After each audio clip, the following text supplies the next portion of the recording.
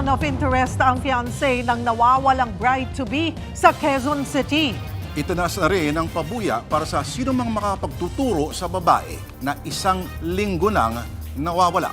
Nasa frontline ng balitang yan, Mon Gualvez. Ito ang bagong CCTV na hawak ng mga pulis sa kaso ng missing bride-to-be ng Barangay North Fairview sa Quezon City. Sa gasolinahan kung saan huling nakita si Shera Dewan noong December 10, isang babae na posible raw si Shera ang natrack sa may Commonwealth Avenue. Huminto ito sa harap ng isang bus at posibleng sumakay roon. Hinahanap yung driver and yung konduktor para po ma-interview, mapakita kung talaga bang sumakay. Kasi medyo malayo po yung kuha nung sa Project Aurora natin. Matatanda ang nagpaalam ang bride-to-be na bibili lamang ng sapatos at iniwanan ng kanyang cellphone. Pero 1 linggo nang nakaraan, hindi na natuloy ang kasal, hindi pa rin nakakauwi si Shera. Tinitignan na ng Quezon City Police District ang lahat ng posibleng anggulo. Isa-isa na rin ini-interview ang mga malalapit kay Shera.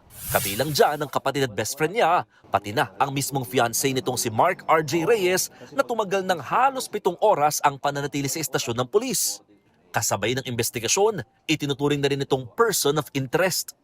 Siya yung isa sa talaga na kinukonbinsi natin na kung pwedeng sabihin lahat, kung wala nang hanggat maaari sabihin niya kung ano talaga yung punot dulo, bakit talaga na umalis si Miss Shera.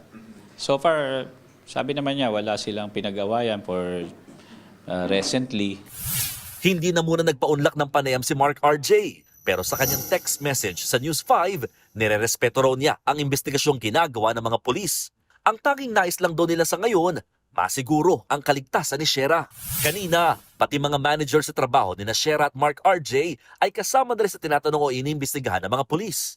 Sinusuri na rin ang cellphone at laptop ng bride-to-be. Nakipag-ugnayan rin daw sila sa PNP AVSI Group para malaman kung may bumiyahe ba sa impapawid sa pangalan ng biktima. Pinapuntahan na rin ng mga tauhan ng QCPD ang lugar ni Shera sa Romblon para i-check kung lumuwas ba siya ng probinsya. Pero lumalabas na hindi rin daw nagtungo roon ang biktima. Itinaas na sa 150,000 pesos ang alok na pabuya ng pamilya ni Shera sa makapagtuturo sa kinaroroonan nito. Nagbabalita mula sa Frontline, Mon Gualvez, News 5. Mga kapatid, Cheryl Cosing po.